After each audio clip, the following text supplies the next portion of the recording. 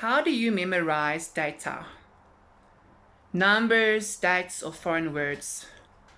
I never really thought about that. I'm not sure.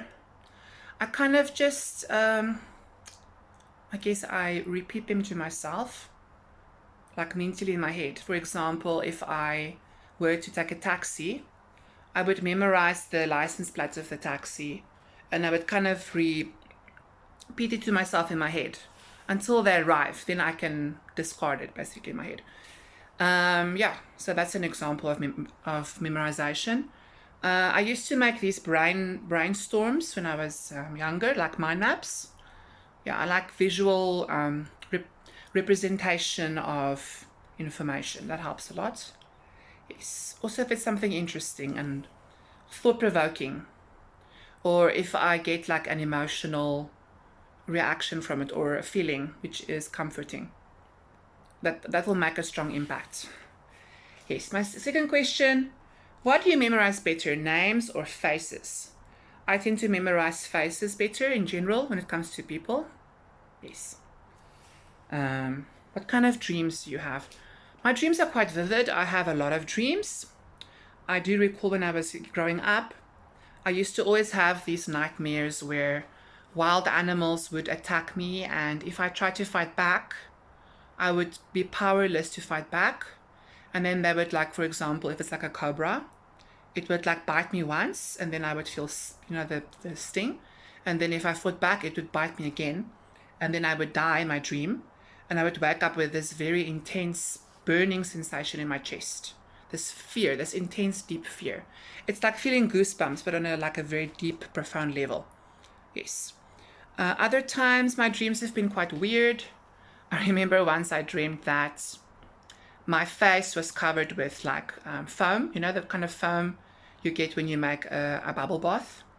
Then I woke up and realized my face had been on my pillow. So was that? I did have another dream where it's very, very, very vivid, very, very colorful. Sensation-wise, it's super, super vivid, super detailed, but it can also be like it defies like the laws of reality as well. Like I would, for example, I dreamt of like this floating like balloon thing, like a weather balloon, and then when I opened the door of it, it was like this huge room inside. So that there's that kind of like altering of reality. Yeah. But I believe it was because of the sensation I felt when I was on this thrill ride, where basically we were like, it's called like a giant frisbee, and you're kind of like suspended in the air for a while, and then eventually you come down again.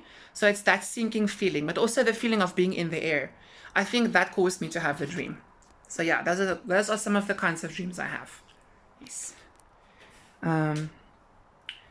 Were you doing well in school? Which subjects were you better at?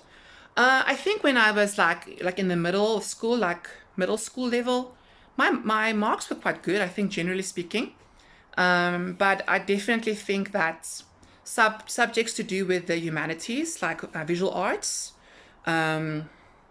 languages, English, Afrikaans, which is my first language. Also, there was a subject called life orientation, which has to do with like learning life skills. I got very high marks in that. But then as I got older, my marks kind of went down, especially in math and science. Those were never really my strengths, only when it was easy to understand. But when it got like more difficult, I really, really struggled. I battled a lot. I almost failed.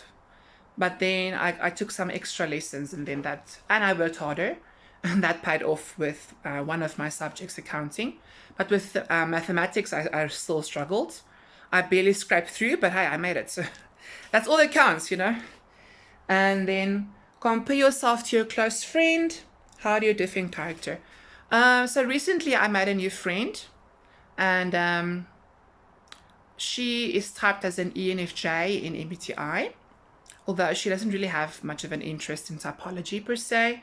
She's more someone who just likes to live her life and not analyze it, Whereas I'm the opposite. I overanalyze everything.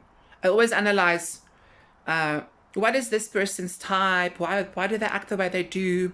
Is it their upbringing? Is it their beliefs? Is it their culture? I'm always analyzing people and individuals all the time. And she's just not like that at all. I'm also much more into fiction and fantasy, and she prefers like nonfiction, real reality TV more. And for me, I can enjoy that too, but I enjoy things that like are not real, that are more like fantasy based or something that uses your imagination. Peace.